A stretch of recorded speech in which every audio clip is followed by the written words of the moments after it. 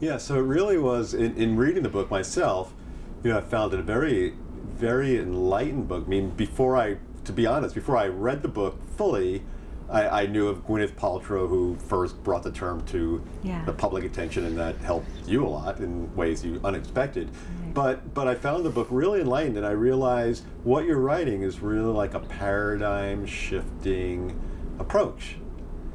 Just really like as you were saying, showing people this way of hate and hell hath no fury parable does not have to be the way relationships have to go, and in a more evolved way we can find a way to lovingly let go.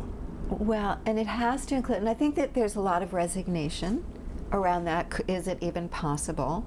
And so we have to start where we are, which is why I'm explaining a lot of what's happening in the biology of it, right? Because relationship even regulates our emotions. Mm-hmm. Our bodies regulate to one another. If you give a baby a breathing bear, the experiments they've done with the babies, that it will regulate the baby's breathing. So the breathing bear, which is to simulate breath. Mm-hmm. The bear breathes, the baby will start to breathe with the breathing bear. That's what we human beings do with each other. We breathe together. Our body temperature regulates together. Mm-hmm. Our blood pressure regulates together. Our emotions we bond. Regulate. Yeah. And we bond, really, we're kind of we're born to bond. Mm-hmm.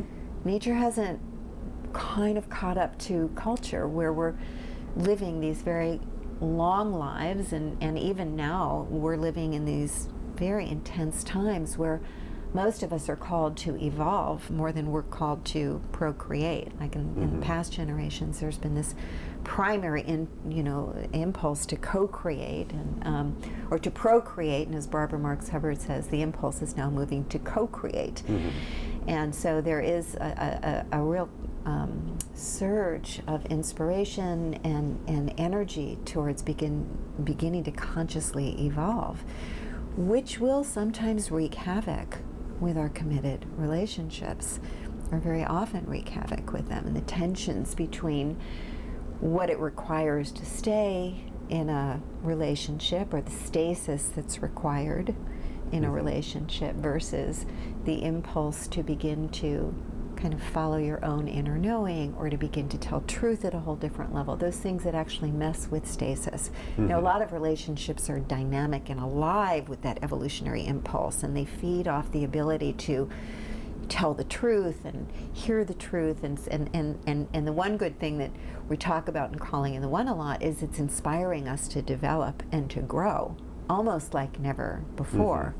Because we have very high standards for what it is that we want in a romantic union, and that's pressing on us then to evolve our ability to love and be loved at the level that would allow that kind of relationship to emerge, where we're really supporting each other to actualize our full potentials, where we're developed inside enough to have high levels of self-responsibility, the ability to differentiate what's yours versus what's mine.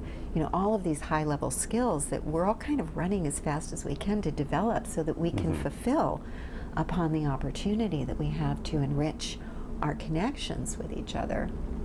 But at the same time, if you have a partner who doesn't necessarily feel called to that, it's going to feel scary to begin to go in that direction.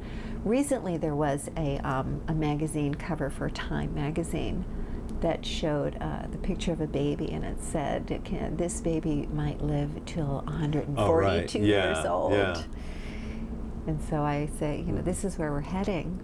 So we have to find a new way to define the value of relationships outside of how long did it last, and begin to ask more complex and nuanced questions, like, what did I learn about how to love and be loved in that relationship that I can apply moving forward, and what good came of that union.